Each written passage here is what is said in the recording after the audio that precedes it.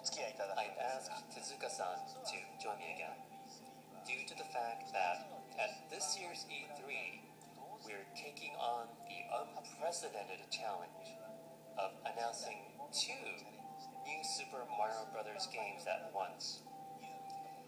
In addition to New Super Mario Bros. U, we're also currently making New Super Mario Bros. 2 for the Nintendo 3DS, which will be on sale soon prior to Mario's debut on Wii U. These are the topics I'm hoping to ask you about today, so let's get started. 今までかつて It's true that we've never worked on 2 Mario games simultaneously like we're doing now. A new challenge of sorts, then. It certainly is. I think many people will worry that relying on Mario and releasing back-to-back Mario titles could hurt the Mario brand. And they may also wonder if the 2 games can really be all that different. Well, one feature of the game I pushed for with New Super Mario Bros. 2 was the concept of collecting 1,000,000 coins. Is it actually possible to collect 1,000,000 coins? Well, yes, actually we've made it so that you can do it. Hearing a number like 1,000,000, it sounds almost impossible.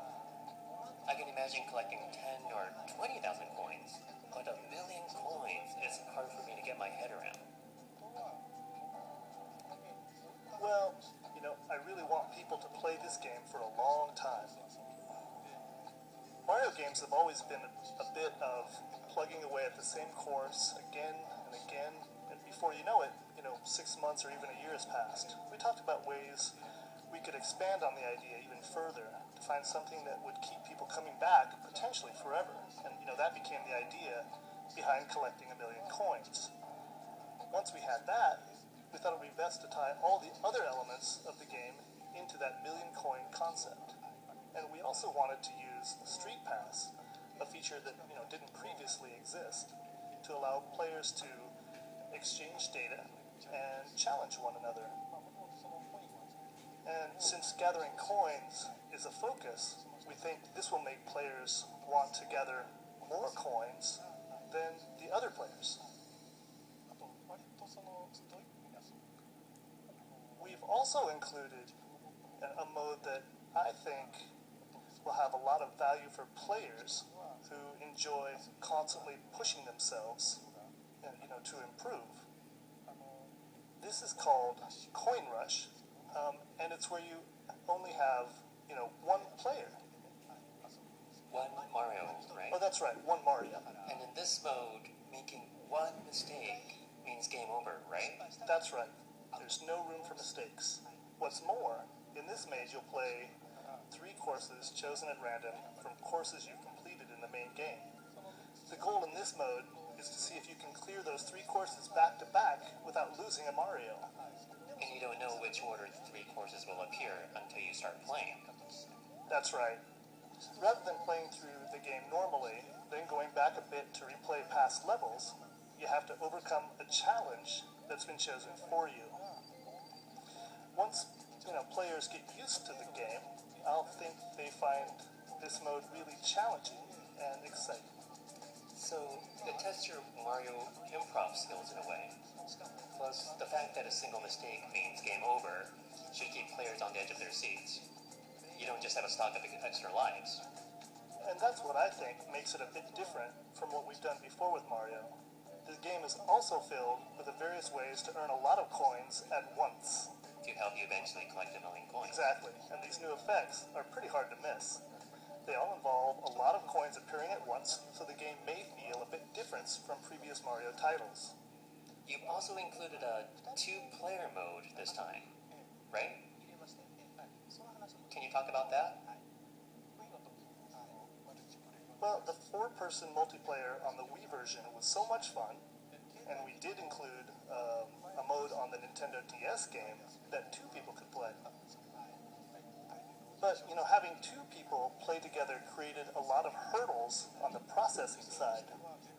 I've always wanted to create 2 two-player experience where you would be able to play all the courses together. So this time, we considered the capabilities of the 3DS. You were able to do various things that you couldn't on the original DS. Yeah, and we really wanted to do that.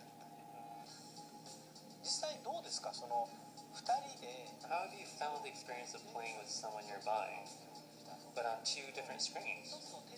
It must be a bit different than gathering everyone around a single TV to play, even if the number of players was the same. It is different, but with this game, the same image is appearing on both 3DS So systems. actually, you are showing an image similar to what people would see on a TV, but on the 3DS. Right, it's more exciting that way.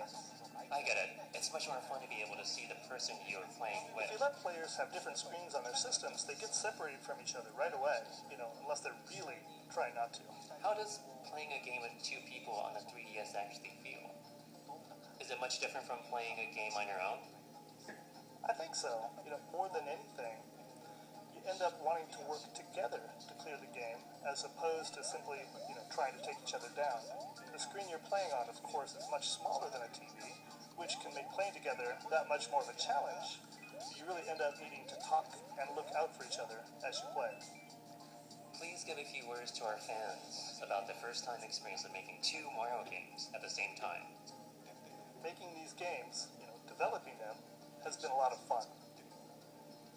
It might feel at first like, we're treading familiar ground, but we've made sure to fill them with elements that make the most of the unique features of each hardware.